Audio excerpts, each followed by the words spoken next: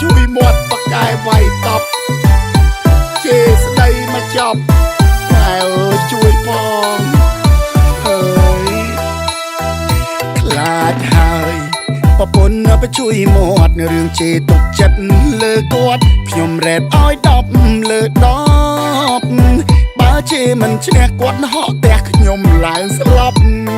តាំងតោ4 10គាត់សំលៀងគប់ចូលក្រោមខែកែងឆេះខ្លាក្រាបជង្គង់ហោះគាត់ចេញទាំងអង្គទៅលួចរៀនគ្រូណាដែរឃើញលុតជង្គង់មិនមែនសំចាញ់ខ្ញុំទេការពិតនាងកំពុងតែសម្លុតឲ្យខ្ញុំចេញពីក្រោមក្រែឆ្កុយប្រពន្ធគេស្អាតស្អាតឈឺលោបផ្លែកអីតែគាត់លេបប៉ារ៉ាមកគ្រាប់ដើរទៅត្រុយបាយបានសម្រានលក់មានណាកម្លាំងជេរខ្ញុំឡើងហុយម៉ែអើយខ្ញុំខុសអីទើបបានណាប្រពន្ធក៏ជួយមាត់រឿងនេះខ្ញុំផ្ដាំតកូនតចៅអាអូនណាយកិច្ចទៅដឹងហើយកុំបញ្ចូលតំបន់ហាមឃា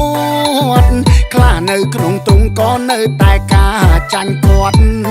ចាំមើលតែខ្ញុំទៅនៅវត្តតើគាត់រអ៊ូជាមួយអ្នកណា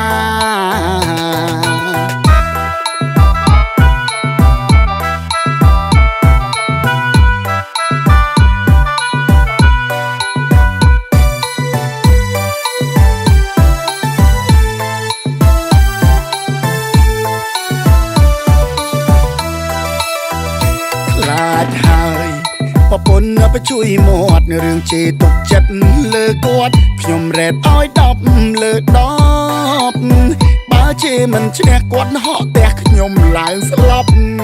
តាំងតោ4 10គាត់សំលៀងគប់ចូលក្រោមខែកែងឆេះ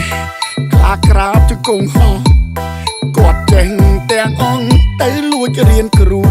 ណាដែរឃើញលុតជង្គង់មិនមែនសំចាញ់ខ្ញុំទេការពិតនាងកំពុងតែសម្លុតឲ្យខ្ញុំចេញពីក្រោមក្រែឆ្កុយប្រពន្ធគេស្អាតឈឺលោប